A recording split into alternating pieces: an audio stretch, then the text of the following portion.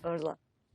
Rui Moreira Carvalho, António Rodrigues e Tiago Barbosa Ribeiro são os convidados deste Enfoque. Meus senhores, bom ano e bem-vindos de volta ao nosso Enfoque.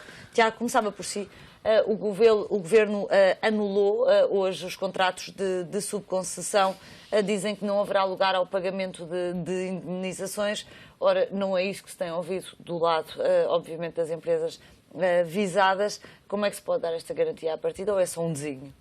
Não, essa garantia pode ser dada em função de não existir o visto do Tribunal de Contas e, portanto, a partir do momento em que não existe o visto do Tribunal, não existe, naturalmente, uma concessão que esteja atribuída e fechada. Aliás, o dossiê foi devolvido, como é sabido, mais que uma vez, por várias dúvidas que foram levantadas.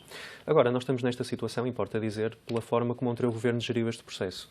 O anterior Governo geriu este processo de uma forma arrogante, de uma forma precipitada e não acautelando naturalmente o interesse público. Importa dizer que o atual Governo encontrou, como é sabido, nas cartas e nas diligências que fez junto das administrações das empresas de transportes, pelo menos 7 pontos de legalidade muito duvidosa e, portanto, é entendimento do Governo do Partido Socialista que, neste momento, ao haver esta reversão da concessão, salvaguarda-se também o investimento e os investidores que estão, neste momento, numa situação de incumprimento face às ilegalidades que foram descobertas. António, fazia sentido ter-se feito este negócio com outra calma, até porque o processo de concessão não começou nos últimos meses, já vinha de trás. Primeiro falhou-se num dos casos com um concurso que ficou com apenas um candidato, depois fez-se ajuste direto. Não valia a pena, de facto, ter-se garantido que havia um visto positivo do lado do Tribunal de Contas antes de fechar este negócio, mesmo antes de se mudar de governo? Não.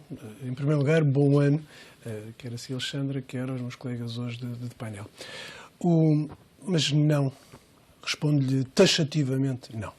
E porquê? Porque o que o Governo fez foi a situação normalíssima de proceder a um lançamento de concursos para os vossos transportes, daquilo que entendia que devia ser a forma de gestão dos próprios transportes relativamente a esta situação, e depois submeteu ao visto do Tribunal de Contas, que seguiu aquilo que acontece em dezenas de contratos, ou seja, faz perguntas, questiona e verifica. Aliás, eu chamo a atenção para o comunicado do Conselho de Ministros de hoje, que não é capaz de dizer que havia uma ilegalidade, mas sim ilegalidade duvidosa, quer dizer que o próprio Governo não é taxativo nesta resposta. Sendo certo que há duas questões que importa aqui referir. Primeiro, que todos nós sabíamos, é uma verdade, e é importante ressalvar isso, o Partido Socialista ia encontrar qualquer desculpa que fosse para anular estas concessões. Fazia parte do seu programa de governo.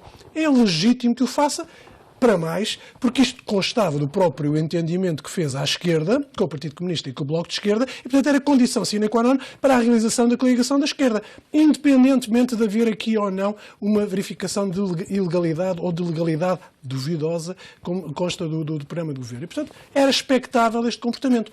É legítimo que o Governo o faça. O que não é legítimo é escudar-se num visto, na inexistência de visto, não é recusa de visto sequer, é a inexistência de visto por parte do Tribunal de Contas. E, portanto, o que foi feito pelo Governo anterior foi, durante 4 anos, tentar encontrar uma solução para este tipo de situação, que agora, politicamente e não juridicamente, é revertido por este Governo. Rui, a verdade é que, se tudo correr como quer este Governo, estas empresas voltam para a esfera pública, delegando-se aqui a competências nas autarquias. Havia um déficit crónico destas empresas e o Governo, hoje, ao mesmo tempo que anunciava a reversão destes contratos, dizia que não haveria aumentos dos preços dos transportes que fossem para lá da inflação. Como é que se resolve a equação? Não se resolve, boa tarde e bom ano, não se resolve, digamos, voltamos à questão dos tais déficits operacionais e da necessidade de investimento. E são empresas de capital praticamente intensivo e, enfim, vamos voltar a mais do mesmo. Lá vai o erário público estar a suportar estes custos de má governação. Há também aqui uma relação com o investidor que é questionada quando se revertem estes contratos. Aliás, não é caso único. Vimos também ainda ontem, não por causa dos transportes, mas por causa do setor financeiro, o Expansión trazia um artigo que dizia investidores furiosos o Financial Times. É precisamente isso, é que nós estamos numa fase em que a poupança privada está em níveis que praticamente nunca estiveram. O país precisa de investimento, sobretudo a capital fixo, quer corpóreo, quer incorpóreo, como nunca necessitou, tão forte para poder ter um modelo de crescimento. E isto é preciso confiança para captar esse chamado investimento estrangeiro. Pois precisamente, quando ele aparece, nós temos uma capacidade de o destruir, e destruir de uma forma que às vezes causa perplexidade, que era preferível falar com os investidores de negociação e da qual não tivesse consequências a médio e a longo prazo, do que entrar a dizer que não vai pagar nenhuma indemnização, a tal ilegalidade duvidosa, que é um termo jurídico que eu não conheço, e depois ver a fatura que vai aparecer, não aparece agora, naturalmente, estes meses, mas vai aparecer nos anos seguintes. Portanto, é uma má notícia para Portugal. Tiago, um pouco a mesma pergunta. Hoje ouvimos também já reações do Presidente da Câmara de Lisboa saudando a reversão deste negócio e ficando ele próprio perplexo com o facto de até agora, antes de haver a concessão a privados, as câmaras nunca tenham tido uma palavra a dizer sobre como é que funcionavam os transportes dentro da sua própria cidade. Portanto, há aqui uma perspectiva das câmaras poderem assumir competências que otimizem de alguma forma estas empresas. Otimizar as empresas não significa exatamente estabilizá-las em termos de déficits crónicos. É o preço a pagar para se ter um serviço público de transportes em Portugal, é a público de transportes em Portugal, é assumir esses déficits, é isso? Naturalmente, existe um preço para o exercício do serviço público. Certamente não é aquele que estava previsto no caderno de encargos da concessão. Por exemplo, no metro e nos STCP, em que os privados, ao longo de uma década, recebiam 1.000 milhões de euros transferidos pelas empresas públicas e ficavam ainda com a propriedade dos autocarros e com o direito de exploração. Com uma poupança para o Estado face aos números atuais de 215 milhões de euros. Poupança no Excel, e depois sabemos que no final a mão do Estado aparece sempre a cobrir os prejuízos do setor privado em várias áreas. Depende do que estiver no caderno de encargos e no contrato. Não é? E, portanto, o que se passa é que o anterior Governo, contra a opinião da Câmara Municipal do Porto, contra a opinião da Câmara Municipal de Lisboa, contra a opinião da altura do principal partido da oposição, contra os utentes, contra os sindicatos, contra os trabalhadores, enfim, contra toda a gente, avançou com esta concessão e fez um ajuste direto em pré-campanha. Uma situação absolutamente lamentável, sob todos os pontos de vista, desde logo, enfim, democrático. Sobre as ilegalidades, são várias e, portanto, a dita legalidade duvidosa, desde logo, o facto das empresas de transportes coletivos urbanos estarem enquadrados, como é sabido, no regulamento comunitário que os define como operador interno, a violação do plano de alterações climáticas, por exemplo, a renovação da frota dos autocarros no caderno de encargos era possível ser feita tal como estava, com veículos usados. Ora, isto viola os compromissos internacionais de Portugal, que Portugal subscreveu, que o Governo subscreveu relativamente ao cumprimento das emissões, entre muitas outras dimensões. Portanto, nós estamos a falar de salvaguarda do interesse público, estamos a falar de transparência no exercício dessa regulação entre o Estado e os operadores privados e estamos a falar de respeito, desde logo de respeito pelos operadores, de respeito pelas câmaras municipais sobre as quais, enfim esta operação tem, de certa forma, jurisdição e, sobretudo, respeito por aquilo que é uma política de transportes públicos. Então estamos essencialmente, Tiago, a falar de política, não de economia. Com certeza estamos a falar de política, aliás, é uma palavra que parece que neste momento foi descoberta pelos partidos da direita e, sobretudo, a estranheza que tem pelo facto de haver um governo que está a cumprir as promessas eleitorais. E, portanto, o Partido Socialista está a cumprir as promessas eleitorais e vai cumprir em várias áreas, em todas as áreas, enfim, em que se comprometeu. E sobre política, basta dizer que a atual mobilidade e mobilidade urbana está sob a alçada do Ministério do Ambiente. E, portanto, essa mudança de política implica uma política global de transportes, entre as quais uma mobilidade sustentável. E é por isso que temos o Ministro do Ambiente a gerir este processo, porque há uma visão política para aquilo que é mobilidade nas cidades e para aquilo que é mobilidade e o Serviço Público de Transportes, quer em Porto, quer em Lisboa. Perdoa-me a insistência, mas não devia, ao ter um Ministro do Ambiente, assegura-se que há um cumprimento com aquilo que devem ser metas de responsabilidade social, de sustentabilidade, obviamente, da sociedade. Mas quando se olha para os balanços destas empresas, se calhar precisávamos já do Ministério das Finanças, ou não? Com certeza, e certamente que o Governo articula com todos os dados das várias tutelas o exercício da autonomia que a tutela tem neste momento sobre os transportes públicos de Lisboa e do Porto. A noção que tudo tem que ter uma visão privatizadora da função função do Estado em todos os setores de atividade, na saúde, na educação, nos transportes públicos, nós sabemos onde levou. Levou à desregulação, levou à falta de serviço público para as populações e leva, sobretudo, no caso dos transportes públicos, a um reforço do transporte individual, do carro, do automóvel, que certamente não serve aquilo que é uma política de mobilidade sustentável e a política das cidades para o futuro.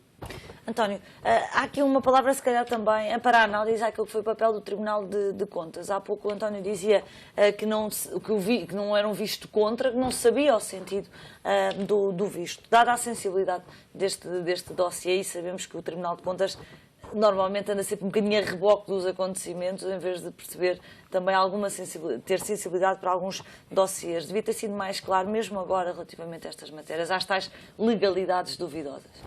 Eu tenho todo o respeito pelo Tribunal de Contas. Sendo, aliás, uma das áreas em que eu tenho trabalhado ao longo dos anos, tenho sempre verificado da parte do Tribunal de Contas a principal preocupação no prosseguimento da legalidade. E, portanto, não quero incutir aqui qualquer tipo de responsabilidade. A minha pergunta era para celeridade e não mas o Tribunal de Contas tem o seu Sim, calendário, tem os seus procedimentos próprios e, portanto, tu não queres imputar qualquer tipo de responsabilidade neste tipo de processo. O julgo é que é importante que se diga, e isto julgo que também resulta claro deste debate, é que isto é um processo eminentemente político. Não é um processo para melhor gestão dos transportes públicos, não é um processo para satisfação de mais serviços para os utentes, é um processo político. E a resposta e a questão de fundo está exatamente naquilo que foi referenciado. Foram as câmaras que protestaram, que queriam ter intervenção. E como é que vamos conseguir articular na política daquilo que se diz que é o Ministério do Ambiente, que agora está preocupado com as questões ambientais relativamente aos transportes públicos, a uma política de mobilidade, toda ela legítima e lógica que exista, mas com a vontade que as câmaras têm relativamente às respostas dentro desse espaço. Eu pergunto a mim próprio, o que é que as câmaras podem querer que seja diferente, por exemplo, relativamente ao metro?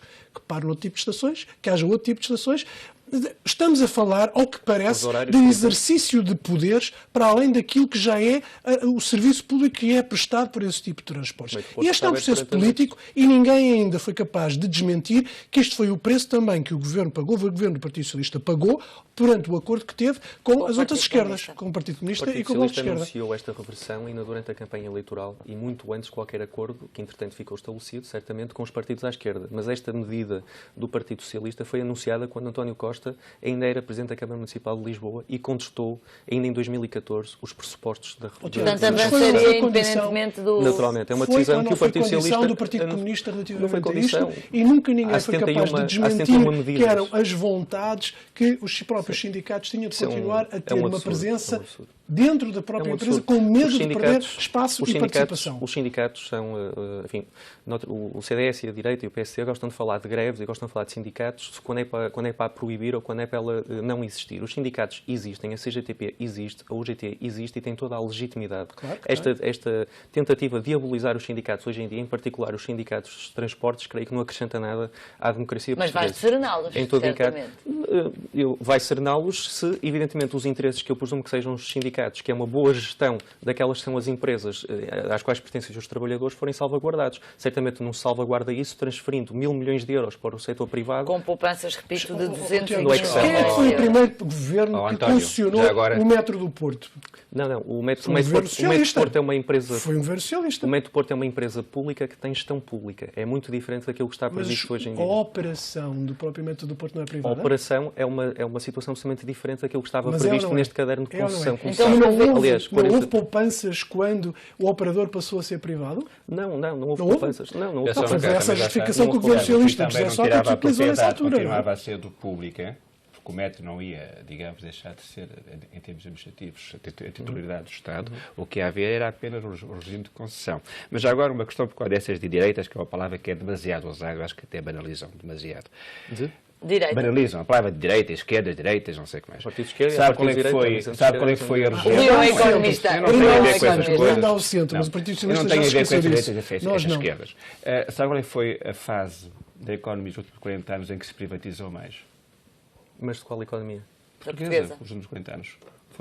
Foram os 5 anos ou 6 anos do engenheiro José Guterres. Foram 14% da economia. A seguir foram 7% pelos chamados regimes. Como sabe, muitas dessas privatizações não foram feitas em regime de pequena Eu propriedade. estou-lhe a comentar um facto. Não, E é um só facto. argumentar um facto. É um facto. É adulterar um pouco as estatísticas. Não, são números. Sim, Argumentar um facto que Mas se é está no outlook do FMI. Mas Portanto, sim, 14% da economia foi privatizada nesse ciclo de Mas 7 eu não gostava anos. de desviar...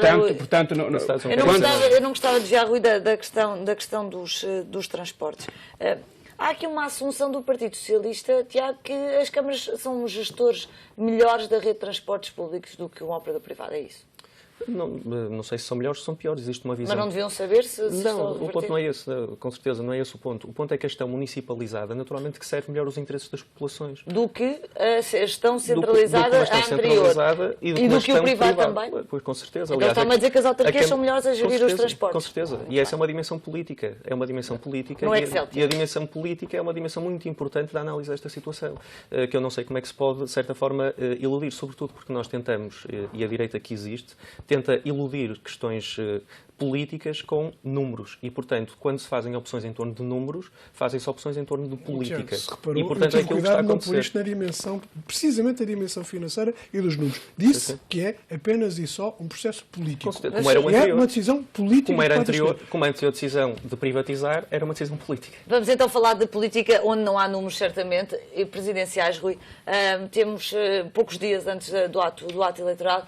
Marcelo Rebelo de Sousa é até a ver o favorito nas sondagens, mas Marcelo Rebelo de Sousa aparece, eu sei que não gostas da palavra nem de direita nem de esquerda, mas aparece cada vez menos à direita e mais, eu mais ao centro. tenho tido o gosto de assistir ao maior número de debates possível e dá um gozo enorme.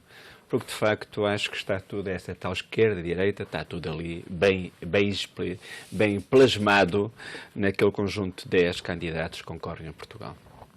Concorrem a ser presidentes. Vou precisar que elabores um pouco mais. Plasmado em que sentido? Aquela confusão toda, o que é esquerda, o que é direita e o que é hoje dito e amanhã não dito. Ou seja, não se percebe nada das ideias, não se entende nada do que é que cada um quer.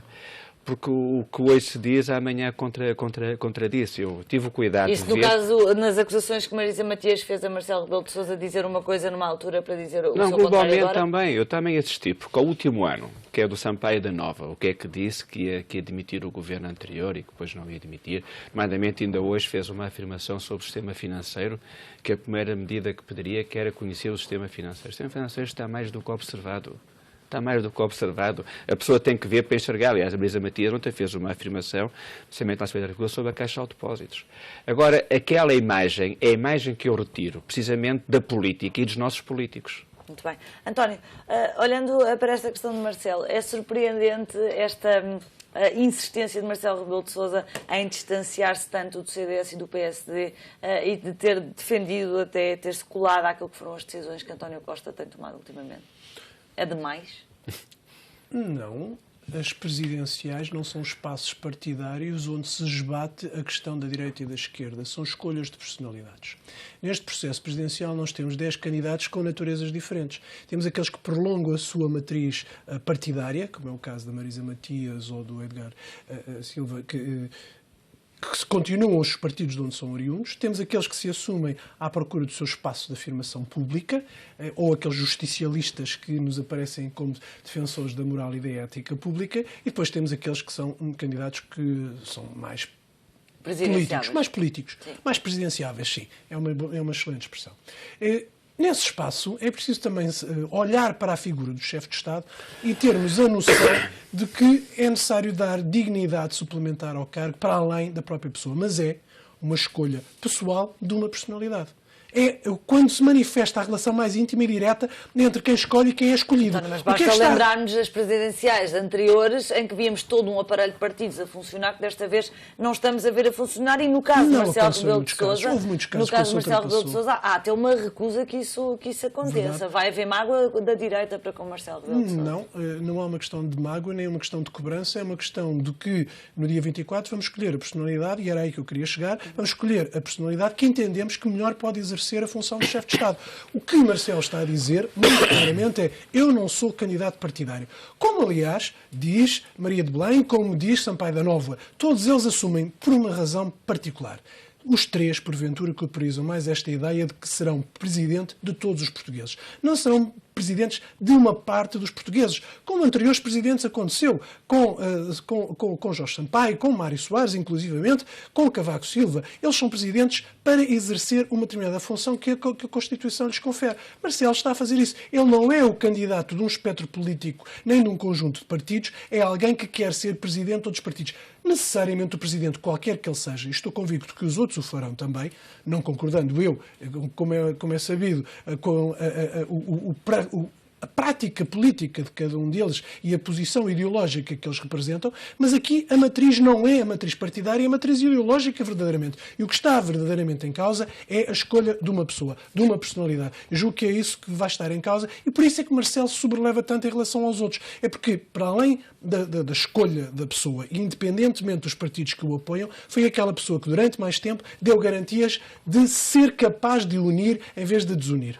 Tiago, uma resposta muito rápida, vai-me desculpar, mas relativamente às presidenciais, o que se olha, quando se olha para as sondagens, é que Marcelo é o favorito e sabe-se pela personalidade do professor que é um perfil bastante mais interventivo do que aquilo que provavelmente estamos habituados. Como é que isso vai funcionar com um primeiro-ministro como António Costa, que também não é propriamente um líder fácil? Muito bem. Antes de mais, eu acho que é necessário um Presidente da República que qualifique muito a presidência depois destes últimos 10 anos. É natural que Marcelo Rebelo de Sousa esteja à frente nas sondagens, está em pré-campanha há 10 anos, não sabemos qual vai ser o resultado, já tive muitas surpresas com sondagens e, portanto, depois do povo votar, teremos a decisão sobre o Presidente da República ou sobre uma eventual segunda volta. Naturalmente que Marcelo Rebelo de Sousa, depois de estar 10 anos em pré-campanha, neste momento finge-se de morto, não oferece nenhuma opinião um pouco sobre nada e sobre sustentação ideológica sabemos que ele já disse um pouco de tudo sobre tudo, incluindo o seu contrário. Por isso, para as escolhas, chamou-lhe um catavento de opiniões mediáticas, como é sabido. Portanto, vamos ver o resultado. Certo que ele neste momento quer afastar-se como leproso relativamente ao PSD e ao CDS. Mas, senhores, muito obrigada pela vossa presença no Em Foco, que hoje fica por aqui.